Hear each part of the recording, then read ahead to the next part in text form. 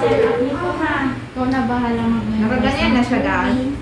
Hindi, ikaw Okay. rin ang mag-set up niya ha. Kung saan ang ito, inspiratory yan, expiratory. So, i-picture mo lang later ha. Ito kung saan nakasaksak. Ito sa baba, ito ang air compressor natin. Okay. Tapos, itong green, na anong patawag dito? Tuning circuit, nakatat sa output ko ha. Yung yellow, yan yung sa air compressor kasi dapat mag-mix sila. Tapos, i-on mo yung air compressor sa likod. Makita mo rin ang on and off dyan. Okay? And then, on mo ang machine. So, 3-in-1 ito. Pwede siya infant, pedya, saka sa adult. Calibrate muna yan. Tumagot yan, i-close mo ang port na yan. So, since sani po tayo, unit. So, huwag na yan, ano kung ilang ml per kg, 6 na yan siya. Ito ang okay na button niya. Tapos, ang active, dapat active tayo. Ay, hindi. O, tama. Active tayo kasi may humidifier tayo. Dapat may tubig ito, ha? Pwede siya mineral water. Hanggang dyan. Okay lang kung below the line. Okay lang yan. So, active ang gamitin. Pag wala siyang humidifier, gaya niyan, walang humidifier, passive. So, dito mo lang tingnan, no, yung tubings niya, yung humidifier. So, yun ang piliin natin. So, okay. Tapos, plug. Ibig sabihin, isara mo daw yung port na ito. Okay. Close mo yung port. Tingnan mo kung mag 100% siya or magsabi na siya ng pass. Magsabi siya kung anong error niya, anong kulang niya, anong pagkukulang niya. Yan, mabilis. Okay, 100% kung nasa na Okay. siya. Yan ang kapag, kung yan ang maglabas, ibig sabihin pumasa siya. Pwede ka nang mamili. Tingnan mo lang sa parameters, ang order lang yan ni Doc.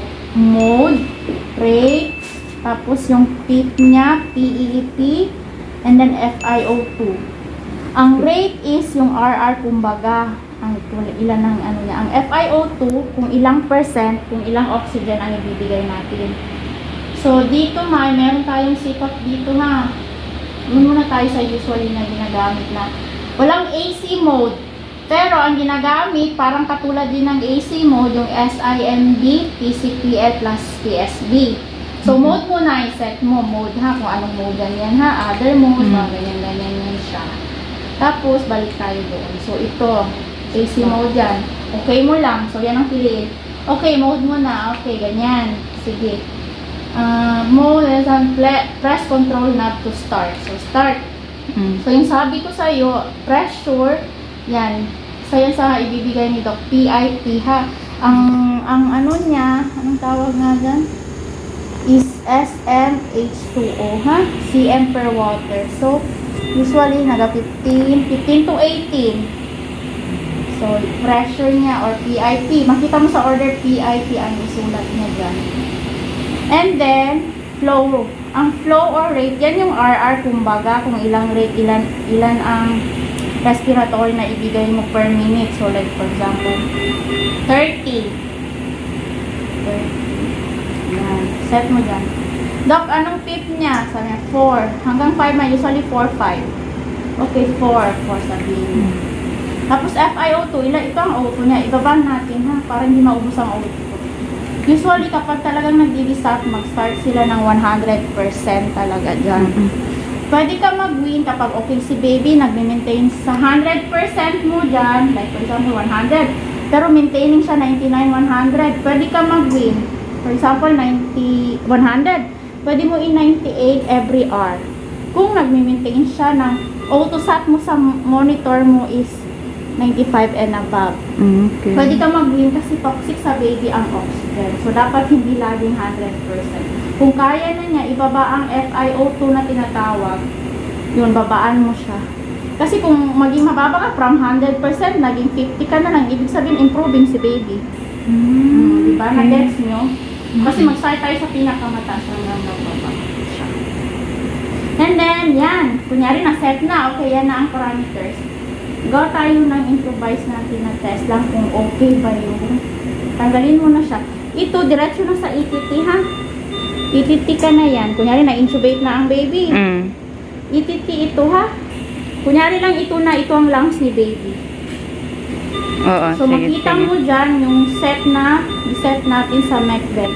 Kung okay ba ang pag-function niya. Ganyan. Sige. Tapos, yung high minute volume, di ba nag-alarm siya ng high... Minsan, ang i-alarm niya, high pressure or low pressure. Pag nag-high pressure ang kanyang alarm, ibig sabihin may obstruction. Imagine mo na lang kapag may obstruction, parang ginabuga-buga niya ng malakas, pero yun na nga, malaki ang pressure kasi nga may obstruction. Pwedeng yung ETT niya, maraming secretion, kailangan mo nang mag-suction. Mga ganun. Or di kaya na, may nakink dyan, hindi makadaan yung air ng maayos. Tapos pag low pressure naman ng alarm niya, ibig sabihin may nag-leak kasi yung air tuloy-tuloy ang ano niya. Imagine mo, low pressure. So may leak talaga pag low pressure. Pag minute volume, pag nag-alarm siya ng todo, yung alarm limits mo, baguhin mo. Kunyari, high minute volume. Punta ka sa alarm limits, yung minute volume, iset mo yan. Kasi nag-high minute volume siya, ibig sabihin, yung target mo na high, 0.45, naabot na niya yan. So, taasan mo ang limit mo, 50. Kasi para makapasok ka sa high limits niya. Depende doon sa gina-alarm niya. Kung nag-low limit siya ng 0.15, again, for example, ibig sabihin parang na ano na yung target, babaan mo na naman yung limit mo. Ganon. Okay na. Pero, minsan escape tayo. Tapos, paano mag-neb? Di ba yung neb, i-connect mo lang dito, umasama tayo dito. Umasama ito dito. Tapos, sana yung neb na ito. Mag-neb ka lang. Escape mo na natin. Nakita mo ang air? I-connect lang dyan. Tapos, dapat yung white piece. Pero neb, dapat ay connectin ka siya, bay. Connect mo dyan. Dito yung tube. Tapos, dapat yung, di ba, yung lalagyan ng gamot? Merong white piece dapat ba? O dito available sa atin naman. So connect mo dyan. Teka lang. Dito yung gamot, di ba?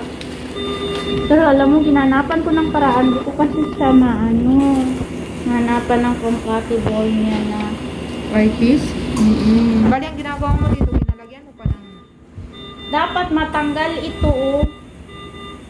Boy. Pero hindi siya compatible sa tubings natin. Walang binigay dito ng extra white piece? Wala yan siyang white piece. So, ganun dapat na dito siya, ito tanggalin. Tapos, dyan i-connect. So, doon na sa pasyente, tapos i-on mo na yun. Mag-neb na siya. Kasi pag naka-ETT, dapat dito siya sa line na ito. Kasi obstructed naman siya ng ETT, di ba? Oo, tapos maglagay ka pa sa kabila. Okay lang mag-manual ka ng natin nebulizer. Pag CPAP lang, kasi ang CPAP, nasal CPAP, ito lang man ang ilagay mo. Hindi man siya ito. Mamaya yan. Okay, tanggalin natin. Code ng nasal CPAP. Ito ang kunin mo. Ilamin natin dito sa CPAP. Palitan natin ng mode ng CPAP continue flow. Okay na, i-okay mo. Sa CPAP, tip lang at saka FiO2 ang ibibigay ni Doc sa Doc. 3 ang tip, tapos ang FiO2, ganyan, 50, ganyan, gano'n, ha? Naka-start lang talaga siya sa 21 ito? Kasi para hindi natin magamit, maubos ang Ah, OPPO. okay, okay. Kasi ang 21 pinaka-lowest siya, kaya Lowest nag-room air. niya. Oo. Kasi may katagwanta na. Why? Okay, tapos yan. Dito mo lang siya ilagay.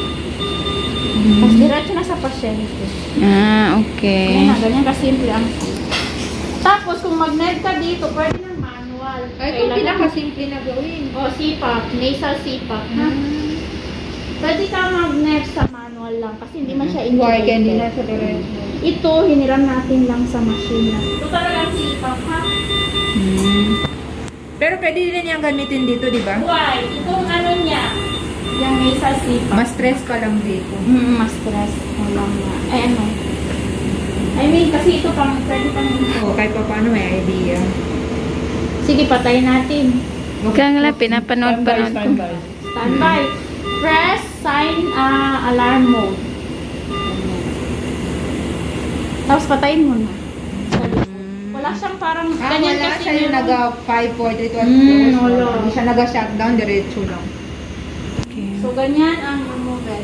Ito, Okay. ito ang mas madali kaysa doon. Itong Sa Eliza. Bueno, nilay kinabay, hindi ko alam pa rin. Yan ang Eliza. Mm.